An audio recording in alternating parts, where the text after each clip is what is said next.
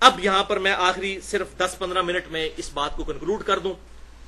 جو منکرین حدیث جو ہیں حدیث شفاعت کو نہیں مانتے، وہ کہتے ہیں جی قرآن میں تو ہے شفاعت کسی کی اللہ تعالیٰ کے اختیار میں، اور آپ کہہ رہے ہیں جی یہ ساروں کو بخشوا لیا جائے گا، یہ قرآن کے خلاف ہے شفاعت بالوجاہت کا عقیدہ. تو بھائیو ہم شفاعت بالوجاہت کا عقیدہ رکھتے بھی نہیں ہیں، ہم شفاعت بالاذن کا عقیدہ رکھتے ہیں، اور قرآن اس کی طرف ہمیں مائل کرتا ہے.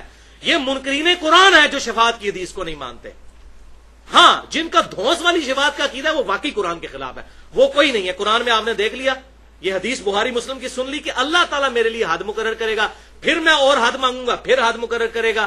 پھر باقی روایتوں میں بخاری مسلم میں آتا ہے کہ رائی کے دانے کے برابر بھی ایمان ہوگا تو اللہ تعالیٰ کہے گا اس کو بھی نکال لو، لیکن اللہ تعالیٰ بتائے گا، اذن اللہ کا ہوگا.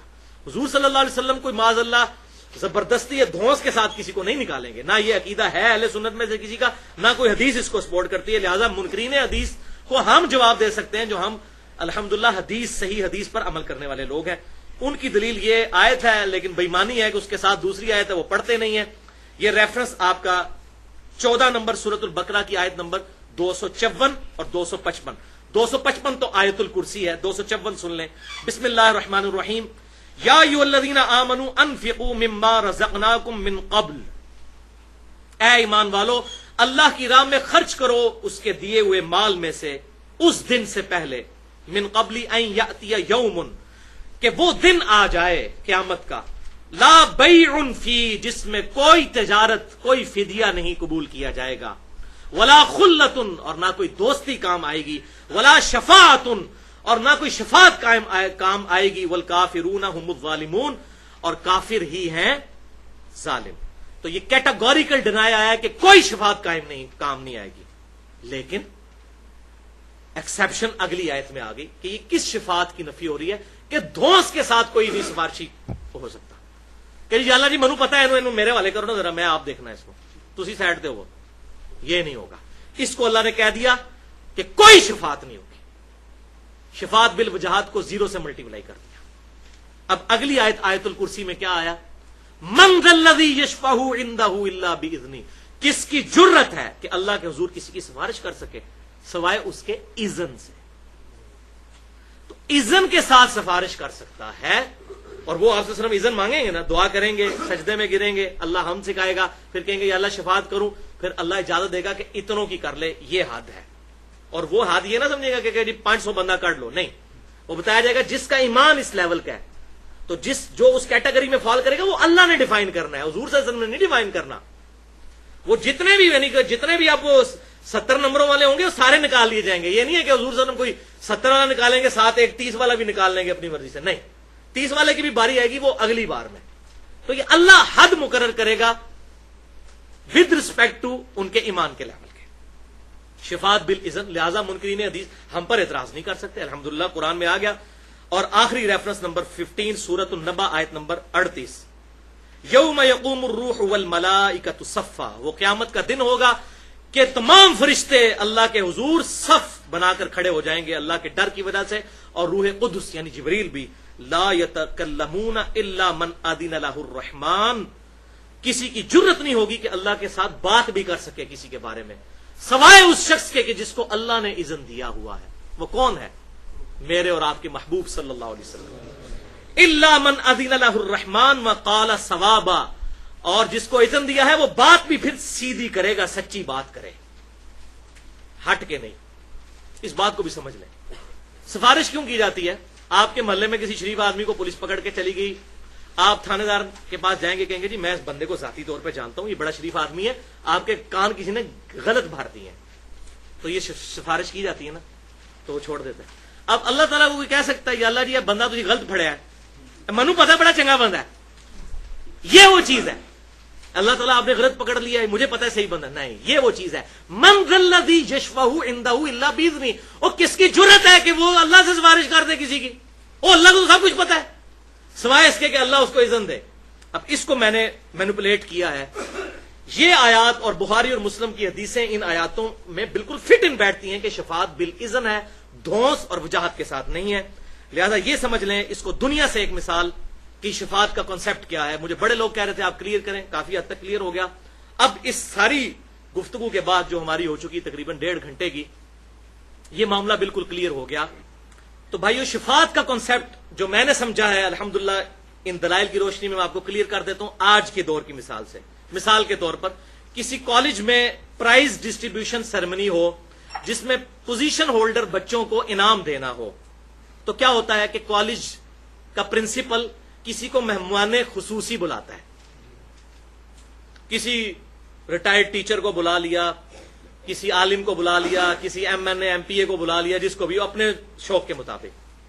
پھر جب وہ لائک سٹوڈنٹس کو کپ دیتا ہے پرنسپل, جو کالج کے پیسوں سے خریدے گئے ہوتے ہیں, اس کا آنر پرنسپل اور کالج ہوتا ہے, اور کالج کے بیہاف پہ پرنسپل. وہ کپ جو ہے خریدے انہوں نے, سب کچھ مینج انہوں نے کیا, لیکن مہمان خصوصی کے ہاتھ سے دلوائے جاتے ہیں. اب کتنا بیوقوف ہے جو یہ سمجھے کہ اس مہمان نے یہ کپ دی ہے. کسی کو وہم بھی نہیں آتا. سب کو پتا ہوتا ہے کہ اس مہمان کی عزت افزائی کی گئی ہے, دینے والا یہ پرنسپل اور یہ سکول ہے.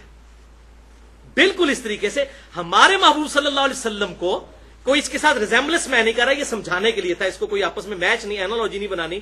آپ صلی اللہ علیہ وسلم کو اللہ تعالیٰ نے قیامت کے دن کا مہمان خصوصی بنایا ہے, مقام محمودہ.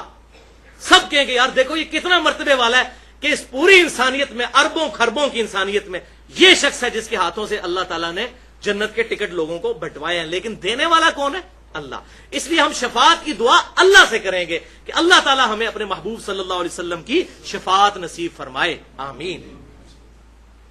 یہ معاملہ کلیئر ہو گیا. اب آخر میں ایمان تازہ کرنے کے لیے 3 حدیثیں, اور اس پہ ہماری گفتگو انشاءاللہ کنکلوڈ. شفاعت کی بات ہوئی ہے تو یہ 3 حدیثوں کے بغیر یہ شفاعت کی گفتگو نامکمل ہے. پہلی حدیث صحیح بخاری اور صحیح مسلم کی متفق علیہ حدیث ہے. بخاری میں 614, مسلم میں 849 الفاظ مسلم کے ہیں. آپ صلی اللہ علیہ وسلم نے فرمایا کہ جو شخص اذان کا جواب دے, اور اذان کا جواب بھی صحیح مسلم میں ہے کہ جو مؤذن الفاظ کہتا ہے وہی الفاظ آپ نے ریپیٹ کرنے ہیں. حی علی الصلاۃ حی علی الفلاح پہ لا حول ولا قوت الا باللہ کہنا ہے. جب وہ مؤذن اذان کہے اور وہ اذان کا جواب دے, سننے والا نمبر 1 یہ کام کرے. نمبر 2 پھر مجھ پر درود شریف پڑھے, اور جو مجھ پر 1 دفعہ درود پڑھے گا اللہ اس پر 10 رحمتیں نازل فرمائے گا. اور پھر تیسرا کام کرے, اللہ کے حضور میرے لیے مقام وسیلہ کی دعا کرے. وہ مقام وسیلہ جہاں پر آپ صلی اللہ علیہ وسلم کو مقام محمود وہ عطا فرمانا ہے, جو اس کائنات میں ایک ہی شخص کو ملنا ہے, اور میں اللہ سے امید کرتا ہوں وہ شخص میں ہوں, جو میرے لیے الوسیلہ کی دعا کرے گا. قیامت والے دن میری شفاعت, قیامت والے دن میری شفاعت اس کے لیے حلال ہو جائے گی. تو اس کو میں نے کہا ہے آپ صلی اللہ علیہ وسلم کی شفاعت حاصل کرنے کا وظیفہ, اذان کا جواب, درود شریف, اور پھر الوسیلہ والی دعا جو صحیح بخاری میں موجود ہے. اللہم رب هذه الدعوة التامة والصلاة القائمة آت محمدا الوسیلة والفضیلة وابعثه مقاما محمودا الذی وعدته. یہاں تک بخاری میں ہے, اور اگلے الفاظ سنن کبریٰ البیہقی میں صحیح سند کے ساتھ ہیں. انک لا تخلف المیعاد, بے شک تو اپنے وعدے کی خلاف ورزی نہیں کرتا. تو باقی اس میں جو باقی لوگوں نے الفاظ ایڈ کر دیے ہیں وہ درجات رفیع اور باقی الفاظ یہ کہیں ثابت نہیں ہے. اتنے ہی ہیں. وسیلہ پر میری گفتگو ہے 1.5 گھنٹے کی. مسئلہ نمبر 43 وسیلہ اور توسل کے صحیح احکام و مسائل, اس میں بھی میں نے یہ حدیث الحمدللہ ڈیٹیل سے بیان کی ہے. دوسری حدیث جامعہ ترمذی اور سنن ابی داؤد کی رکت انگیز حدیث. ترمذی میں 2435, ابی داؤد میں 4739. آپ صلی اللہ علیہ وسلم نے فرمایا کہ میری شفاعت قیامت کے دن میری امت کے گناہ کبیرہ کرنے والے لوگوں کے لیے بھی قبول کی جائے گی. گناہ کبیرہ کرنے والوں. اور الحمدللہ آج بھی جو مسجد نبوی میں ریاض الجنہ والی سائڈ پہ ممبر شریف ہے نا, ممبر شریف کی جو بیک سائڈ ہے خانہ کعبہ کی طرف, اس پہ یہ حدیث عربی میں لکھی ہوئی ہے. اس دفعہ بھی الحمدللہ جب حاضری ہوئی تو میں نے وہ حدیث پڑھی تو میری آنکھیں اشک بار ہو گئیں کہ آپ صلی اللہ علیہ وسلم کو اللہ تعالیٰ نے کتنا بڑا مرتبہ دیا ہے کہ میری شفاعت میری امت کے گناہ کبیرہ کرنے والے لوگوں کے لیے بھی اللہ تعالیٰ قبول کرے گا الحمدللہ. اور تیسری اور آخری حدیث جامعہ ترمذی میں ہے, رکت انگیز حدیث ہے, انٹرنیشنل نمبرنگ کے مطابق 2433. سیدنا انس بن مالک کہتے ہیں یا رسول اللہ صلی اللہ علیہ وسلم کیا میری بھی شفاعت قیامت والے دن آپ کریں گے؟ میں نے آپ کی اتنی خدمت کی, آپ کے ساتھ رہا, 10 سال تک حضور کو وضو کروایا، بچوں کی طرح آپ صلی اللہ علیہ وسلم کے ساتھ رہے. تو آپ صلی اللہ علیہ وسلم فرمایا انی فاعل، بے شک میں تیری شفاعت کرنے والا ہوں. اب انہوں نے آگے اپنی ریکویسٹ رکھ دی. صحیح جن کا نا وہمیار، وہم نکالا کہ یا رسول اللہ صلی اللہ علیہ وسلم آپ میری شفاعت تو کریں گے، لیکن میں قیامت والے دن آپ کو کہاں تلاش کروں؟ اللہ، اتنی مخلوق ہوگی، میں آپ کو کیسے ڈھونڈوں گا؟ تو آپ صلی اللہ علیہ وسلم فرمایا تم پل صراط پہ مجھے تلاش کر لینا، جہاں سے آپ صلی اللہ علیہ وسلم اپنے گناہگار امتیوں کو گزار رہے ہوں گے. رب سلم امتی، رب سلم امتی، رب سلم امتی. اے اللہ میرے امت کے لیے سلامتی، میری امت کے لیے سلامتی. انس بن مالک نے عرض کیا اللہ کے رسول، اگر میں پل صراط پہ آپ کو نہ پاؤں تو پھر میں کہاں تلاش کروں؟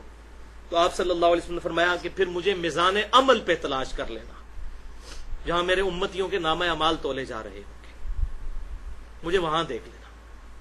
انہوں نے عرض کیا اللہ کے رسول صلی اللہ علیہ وسلم اگر آپ وہاں بھی نہ ہوئے تو آپ صلی اللہ علیہ وسلم نے فرمایا پھر تم مجھے حوض کوثر پہ تلاش کر لینا، جو بخاری اور مسلم میں حدیث ہے کہ آسمان کے ستاروں کے برابر اس کے کٹورے ہیں، جو حوض کوثر اللہ تعالیٰ نے اپنے محبوب صلی اللہ علیہ وسلم کو عطا فرمایا. اور بخاری اور مسلم کے متفق علیہ حدیث ہے، آپ صلی اللہ علیہ وسلم فرمایا جو میرے حوض سے ایک دفعہ مشروب پی لے گا کبھی پیاسا نہیں ہوگا. جنتی پیاس کی وجہ سے نہیں مشروب پیئیں گے، لذت کی وجہ سے پیئیں گے. تو مجھے حوض کوثر پہ تلاش کر لینا. پھر انہوں نے عرض کیا اللہ کے رسول صلی اللہ علیہ وسلم میں اگر حوض کوثر پہ بھی آپ کو نہ پاؤں تو میں کہاں تلاش کروں؟ تو آپ صلی اللہ علیہ وسلم نے فرمایا اے انس، مجھے تم ان 3 جگہوں کے علاوہ کسی جگہ پر نہیں پاؤ گے، میں ان 3 ہی جگہوں میں سے کسی ایک جگہ پر ہوں گا. اللہ. تو آپ صلی اللہ علیہ وسلم اپنے امتیوں کے لیے کہاں کہاں پر جا کر اپنے رب کے حضور دعا کر کر کے، سفارش کر کے اور اپنے امتیوں کی خیر خواہی فرما رہے ہوں گے انشاءاللہ تعالی. اللہ تعالیٰ سے دعا ہے کہ اللہ تعالیٰ قیامت والے دن ہمیں، ہمارے ماں باپ کو، ہمارے بیوی بچوں کو، ہمارے رشتہ داروں کو، بلکہ دنیا کے ہر مسلمان کو جس نے ایک دفعہ بھی کلمہ پڑھا، اپنے محبوب صلی اللہ علیہ وسلم کی شفاعت نصیب فرمائے اور شرک سے محفوظ کرتے ہوئے اس شفاعت کا اہل بھی بنائے. آمین. اور اللہ تعالیٰ پھر شفاعت کے بعد آپ صلی اللہ علیہ وسلم کے مبارک قدموں میں جنت الفردوس میں جگہ عطا فرمائے. آمین ثم آمین. اللہ تعالیٰ سے دعا ہے جو حق بات میں نے کہی اللہ تعالیٰ ہمارے دلوں میں راسخ فرمائے، اور اگر جذبات میں میرے منہ سے کوئی غلط بات نکل گئی تو اللہ تعالیٰ ہمارے دلوں سے محو کر دے، ہمیں کتاب و سنت کی تعلیمات پر عمل کر کے دوسرے بھائیوں تک پہنچانے کی توفیق عطا فرمائے. سبحانک اللہم و بحمدک، اشہد ان لا الہ الا انت، استغفرک و اتوب الیک، وما علینا الا البلاغ المبین.